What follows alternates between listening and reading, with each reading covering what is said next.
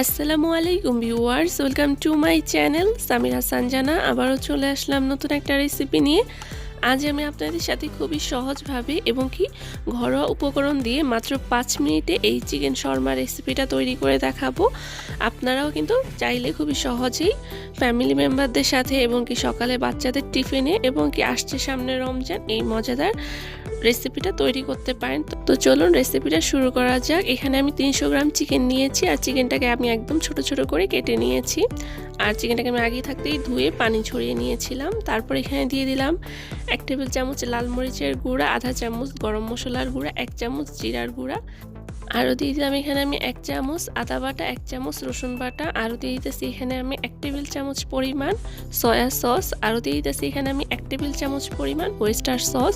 তবে আপনাদের হাতের কাছে যদি ওয়েস্টার সস কিংবা সয়া সস কোনোটা না থাকে সেই ক্ষেত্রে টমেটো সসটা দিলেও হবে 1 টেবিল চামচ পরিমাণে। দিয়ে দিলাম স্বাদ মতো লবণ।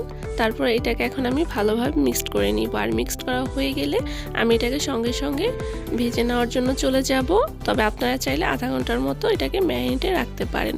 তো প্রথমে আমি একটা প্যানের মধ্যে 2 টেবিল চামচ পরিমাণ রান্নার তেল দিয়ে প্যানটা গরম করে নিব। আর যে পর্যায়ে প্যানটা গরম হয়ে যাবে ওই পর্যায়ে এখানে আমি ম্যারিনেট করা চিকেনগুলো দিয়ে দিতেছি। চিকেনগুলো দিয়ে এভাবে আমি একটা স্প্যাচুলারের সাহায্যে এটাকে এভাবে ছড়িয়ে দিব যাতে একটার উপর একটা চিকেন না লেগে থাকে। আর মিডিয়াম আঁচে এটাকে আমি 7-8 মিনিট সময় নিয়ে ভেজে নিব। আর এই তো সেম এরকম একটা কালার, লাল লাল কালার যখন হয়ে আসবে ওই পর্যায়ে এখানে আমি কিছু ভেজিটেবল অ্যাড করে নিতেছি। এখানে আমি নিয়েছি 1/3 কাপ সবুজ ক্যাপসিকাম, 1/3 কাপ লাল ক্যাপসিকাম এবং কি 1/3 কাপ হলুদ রঙের ক্যাপসিকাম। আরও দিয়ে দিলাম এখানে আমি আধা কাপের মতো পেঁয়াজ কুচি। এখানে আমি আমার পছন্দ মতো সবজিটা অ্যাড করেছি। আপনারা চাইলে আপনাদের পছন্দ মতো সবজি অ্যাড করে নিতে পারেন। আর এখানে যেহেতু আমি সবজি দিয়েছি তাই এখানে সবজির পরিমাণ বুঝে আমি এখানে আবারও একটু লবণ অ্যাড করে দিলাম। তবে এখানে লবণটা অ্যাড করার আগে একটা জিনিস মাথায় রাখবেন, কারণ চিকেনের গায়ে কিন্তু আগে থাকতে লবণ দেওয়া আছে এবং এখানে সয়া সসও অ্যাড করা হয়েছে, সয়া সসও লবণ আছে। তো যদি প্রয়োজন মনে হয় তাহলে এটাকে আপনারা লবণ দিয়ে নিতে পারেন। তো আমি এটাকে 2-3 মিনিট সটে করে নেওয়ার পরে চলে যাব এটা শর্মাটা তৈরি করার জন্য। যেই পর্যায়ে চিকেনটা ঠান্ডা হয়ে যাবে ওই পর্যায়ে চলে আসবো এখানে শর্মাটা তৈরি করার জন্য। আর আজকে আমি এখানে ফ্রোজেন পরোটা নিয়েছি, যেহেতু বলেছি একেবারে সহজভাবে দেখাবো রেসিপিটা।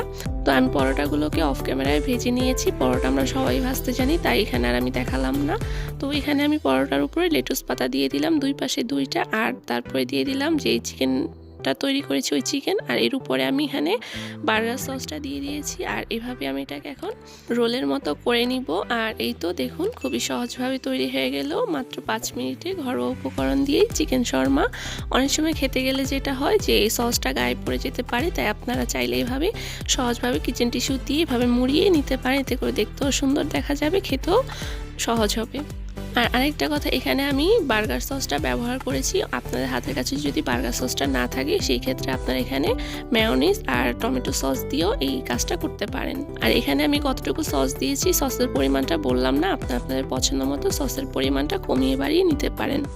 তো এই ছিল আমার আজকের মতো খুবই সহজভাবে ঘরোয়া উপকরণ দিয়ে মাত্র 5 মিনিটে চিকেন শর্মা রেসিপিটি ভালো লেগে থাকলে অবশ্যই ভিডিওতে একটি লাইক দিয়ে চ্যানেলটিকে সাবস্ক্রাইব করে আমার পাশেই থাকবেন। তো আজ এখানেই বিদায় নিচ্ছি। আল্লাহ হাফিজ।